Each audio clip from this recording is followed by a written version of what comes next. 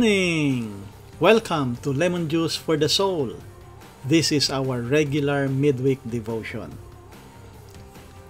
Transformation. Let us proceed with our verses. In the book of 2 Corinthians, chapter 5, verse 17, it read, "Therefore, if anyone is in Christ, he is a new creation. The old has passed away. Behold, the new has come." And from New Living Translation, reading the same verse, it read, "This means that anyone who belongs to Christ has become a new person. The old life is gone and a new life has begun." Paul here, who wrote the book of Corinthians, is writing to the Christians in Corinth. He is talking about the love of Christ that controls those who believe Him. He talks about Christ dying for everyone so that those who will believe on Him will have a new life.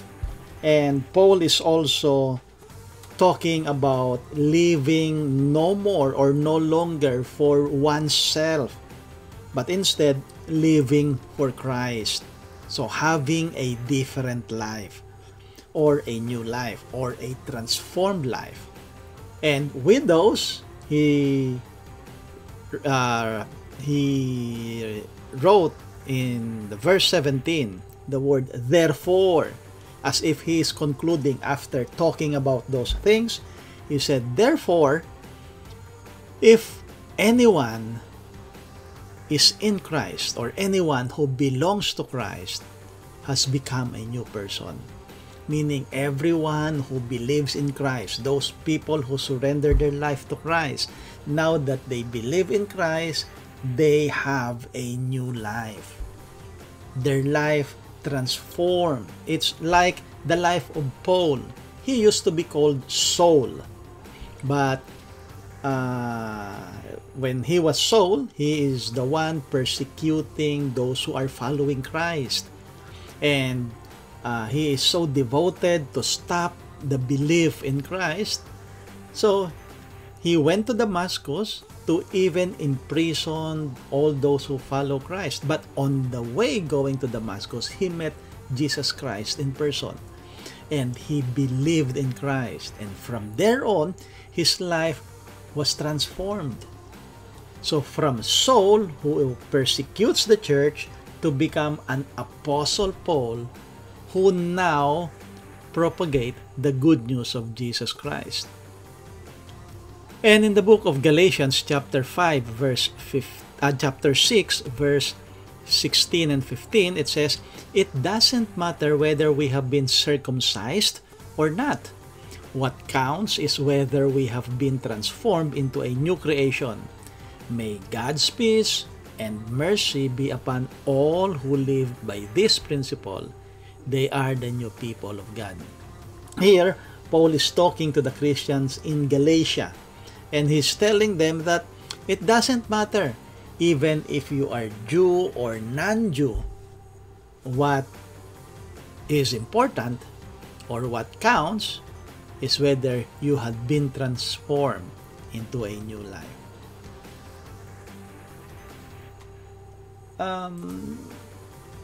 John D. Rockefeller Sr., he was born July 8, 1839, and died May 23, 1937.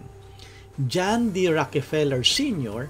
was strong and husky when he was a youth. He early determined to earn money and drove himself to the limit. At age 33, he earned his first $1 million. So imagine, during those time, late 1800, earning his first $1 million at age 33. And at age 43, after 10 years, he controlled the biggest company in the world. What he did is that he bought out competitors in just a matter of 6-week period. It was known as the Cleveland Massacre. He bought almost all the oil company in the US, and he founded the Standard Oil. That's why he controlled the biggest company in the world. He monopolizes the oil in the US. At age 53, he was the richest man on earth. And he is the only billionaire during his time. Then, he developed a sickness called alopecia, where his hair, or the hair of his head, dropped off, his eyelashes and eyebrows disappeared, and he was shrunken like a mummy. His weekly income was $1 million. Then, imagine that, $1 million per week. But he only ate crackers and milk. He was so hated in Pennsylvania that he had to have bodyguards day and night. He could not eat well, he could not sleep, he stopped smiling, and he enjoyed nothing in life. The doctor predicted he would not live last another year, or he probably will die at age 54. The newspaper, they had gleefully written his obituary in advance for convenience in sudden news. Those sleepless nights set him thinking. He realized with a new light that he could not take one dime into the next world. Money was not everything. God was displeased with his sinful life. Then and there, he surrendered his life to Christ, repenting of his sins and pleading for God to change his heart. The next morning, he awoke a new man. He began to help churches with his amassed wealth.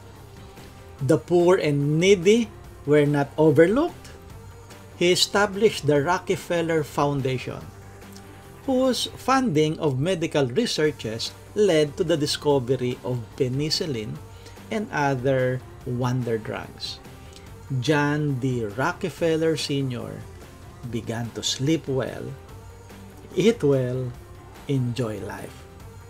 You could say he began to live life to the fullest. The doctors had predicted he would not live over 54. He lived to be 98 years old, almost double. Transformation. Going back to our verses, in 2 Corinthians chapter 5 verse 17 it read, "Therefore, if anyone is in Christ, he is a new creation. The old has passed away, behold, the new has come."